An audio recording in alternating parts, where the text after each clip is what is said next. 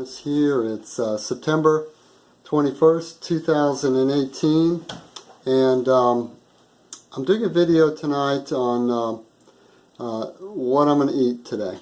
Basically, I haven't eaten. It's 3:30 about, and I haven't eaten today, and I'm not really that hungry, but just fasting today, and and basically my life is a human experiment on nutrition lately, and it's exciting, and it's going really well. I mean, I'm learning a lot, I'm growing a lot, I'm changing a lot for the good, and I have a lot of friends out there, and we heard of another one yesterday with a cancer, and a lot of heart disease, a lot of diabetes, a lot of cancer, a lot of arthritis, and it's not just in my age group. I'm 56 years old, but it's people that are younger. Like I heard of a 27-year-old yesterday with a rare form of cancer that's fast spreading, and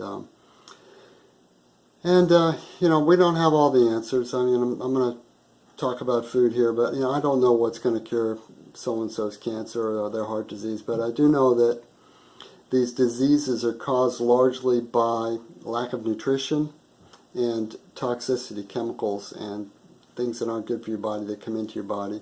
I think a lot of them are in the smoked foods, on the wood residues that come in on the smoked foods, and of course the additives and the chemicals, and on and on. So I'm going to talk about that. I'm going to show you all my food. I have it all laid out what I'm going to eat tonight, and I probably won't make it through all this food. Don't worry, I won't pop. But I will make it through quite a bit. And last night I was playing soccer till around 8 o'clock, and we had a great time. I ran for maybe an hour and a half playing soccer and just had a tremendous time. And the doctor says I really shouldn't be able to do that, and I've recently lost 80 pounds, and I'm now really feeling like I want to do this kind of exercise and really just do that. And it's really fun, it's exciting, it's great to be able to play soccer. I love playing soccer growing up, and I want to stay active. I want to be able to take care of myself through my older years. I don't want my wife to have to wait on me, or me wait on her, and we just want to be able to take care of ourselves as long as we can.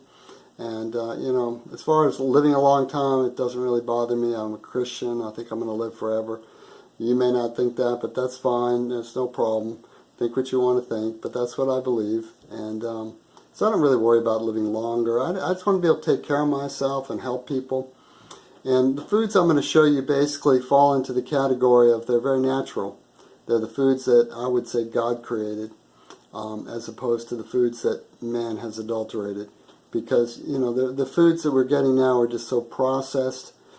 99% of the grocery store is processed food. The other 1% is the produce section, and even in there you've got a lot of chemicals. So then 99.8% is got chemicals and pesticides, and then that it's 0.2% is the organic section of the supermarket, and it's getting bigger. And a lot of this food you're going to see here I've grown in my garden, but not all of it. I get it all over the place, right near my house, really, in international markets and so forth. And I'm going to go through all the foods and explain. And basically what I do is I have an order of eating, where I eat the greens, the dark green leafy vegetables I eat first. And then I move to the more savory foods, the other chopped vegetables, which I'll show you, and then sprouts. I sprout things, and I'll show you all that. I eat, aloe vera, and then I'll finish off with by eating some fruit. And I gotta be careful not to eat too much fruit, because it kind of makes me, get that sort of diabetic sort of feeling. I've had too much sugar, too much honey. Maybe you have that. If you put too much sugar in your coffee, you know what I mean.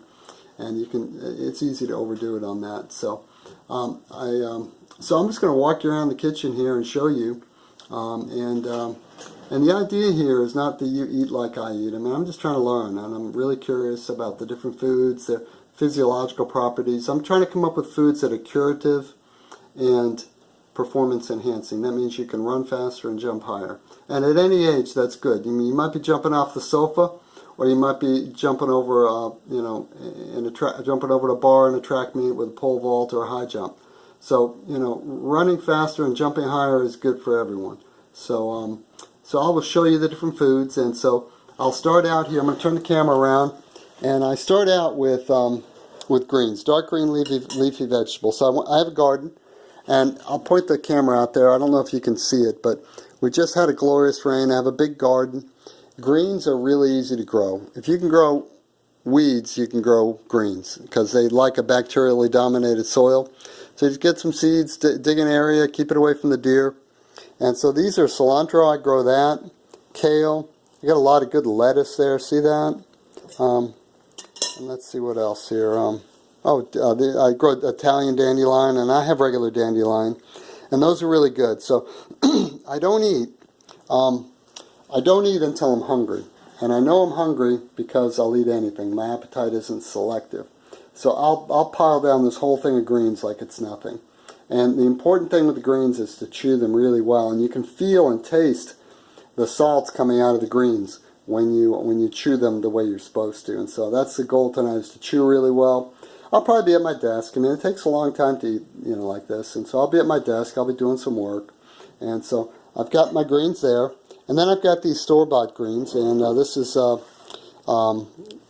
spinach. And these are made in automated factories now. And so they're becoming quite inexpensive, and but it's a good development. I don't think it's sterilized, so I won't be getting much microbiology. Whereas from the garden, I'll set up the microbiology, the prebiotic in my gut, and so the microbiology is what does the hard work in your stomach. When you eat food, the hydrochloric acid hits it, but that's not what does the heavy lifting. What does the digestion and what imparts the nutrients to your body the way you need them is the microbiology. Those are critters. Those are little animals. I know that's spooky. They're not parasites. Maybe they are.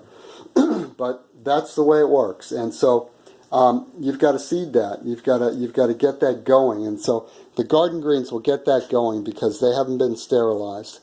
And then these have been sterilized or probably dipped in some sort of hydrogen peroxide and rinsed off, or chlorinated water. That'll sterilize things. And so that's another reason that I don't use chlorinated water, because it'll sterilize and it'll take the microbiology out of my gut, and that's can take away from nutrition. So it could be very dangerous. You don't like the taste of it either. So we'll have the spinach, the baby spinach, and then I have some sprouts. I grew these in the garden. These ones here. These are sunflowers and chickpeas. And I'll hold this up here. And so I'm having trouble growing the chickpeas without them rotting in the sprouting apparatus. So this is upside down, but I grew that in the garden. It's got a little soil on it, so I'll have to brush that and I'll clean that off a little bit. But I got a bowl full of those, and part of that bowl is the sunflowers. And these are really super nutritious foods. I mean, these are teeming with life. And this plant I'm holding in my hands maybe 4 inches long, but it'll grow to 12 feet tall and produce, it's an amazing, powerful plant. I don't understand how it all works, but let me tell you, when you eat this, you feel really strong. And so I'll eat the bitter greens at first, the kales and so forth, and they'll taste good because I'm hungry. No, not because they taste good. I don't really like the taste, but that really helps your liver somehow. I don't understand it, but that's how it works. And then these I grew in a sprouting jar, and these are clover and broccoli sprouts and radish, some radish in there. And they're really good. They're like a green, and they're just really, really powerful. And then these are just various vegetables I put in a food processor, and I grew. And I chopped, and I put them in mason jars, and I'll have them over the course of the week. Maybe they'll last I've had them 5 days.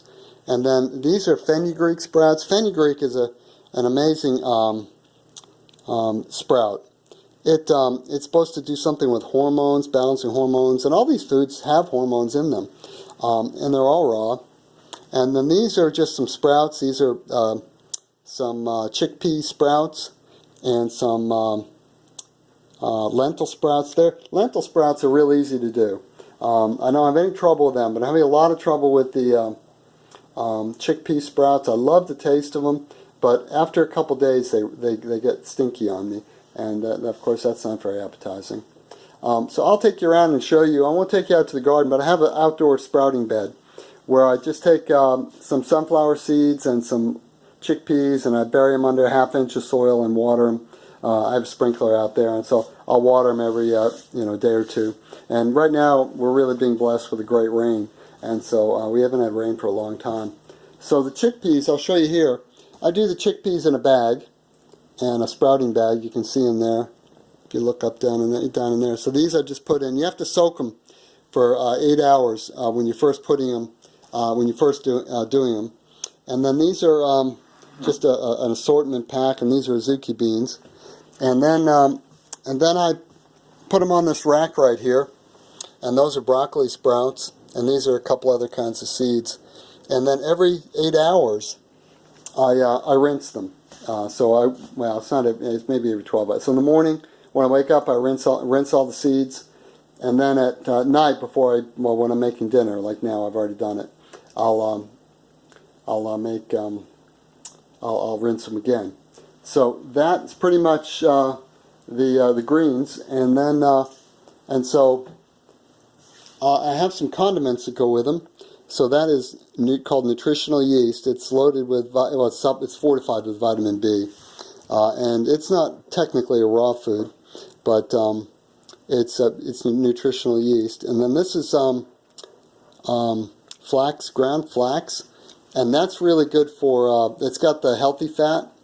And then this is called dulse. It's a seaweed, and it's supposed to have a lot of iodine in it, and it's got some salt in it.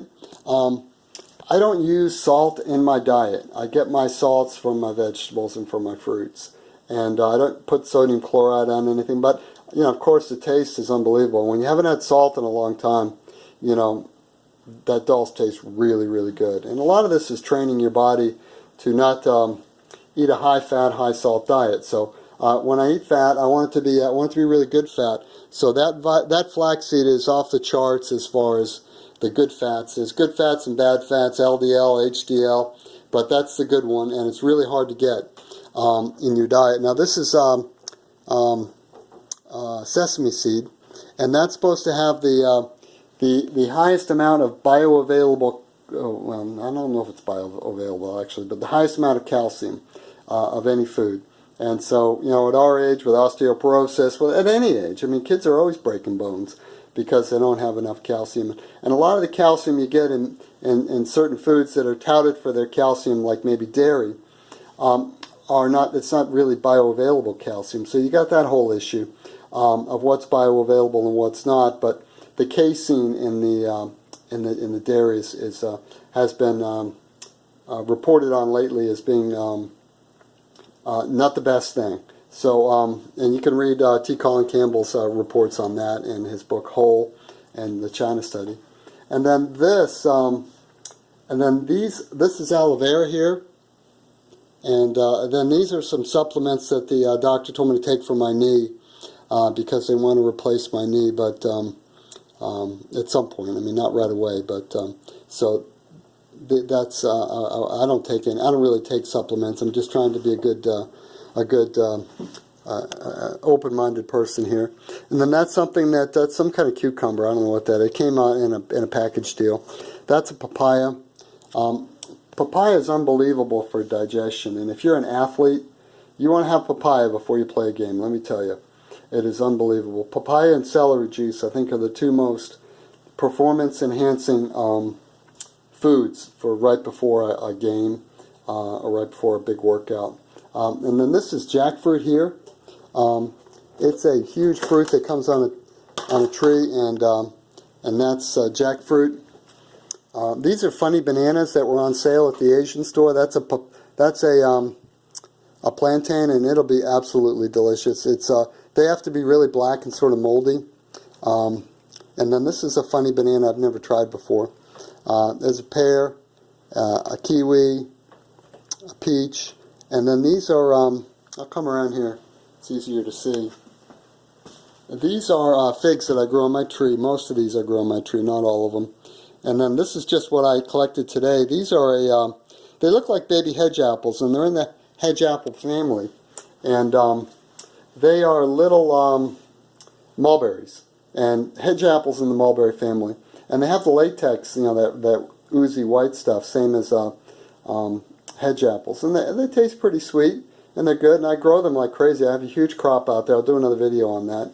And then a mango here, and these are dates that are ripening. They're fresh dates, not dried dates. So, you know, maybe that'll give you one or two ideas about foods that you find curative or performance enhancing. And I've tried a lot of the supplements and just haven't gotten much impact out of those. But I find that that the foods that come from nature, that are what I call God's foods, that are in the format and the in the format that they've been presented in nature, I find those are the best. And so I spent a lot of money on supplements and just didn't really get very far with them. But maybe you'll have better luck with that. Yeah, so that ought to keep me out of trouble tonight. It ought to keep me out of the fast food joints. And the great thing about this food is when I eat really, really high quality food, like this is very high quality, and in the nutrition category, maybe not in the palatability department, but what I find is that I don't have cravings. I'm not hungry. Like, I'm not dying for food all the time. That's a really great thing. To be free from your cravings is powerful, and I really feel that way, and I'm very grateful for that. And that's how far I've gotten so far on this, and I really want to go further. I mean, I really want to, just understand how this all works, and I have more questions than I have answers, and I'm very curious, and I want to know. I want to hear what you think too. If you got ideas, if you have foods that are really doing it for you, I want to hear about that, and I want to learn from you too. So I think that'll wrap it up there. I can't think of anything that I left out. Yeah. So bon appetit, and thank you for watching my video, and look forward to hearing from you. Thank you very much. Bye-bye.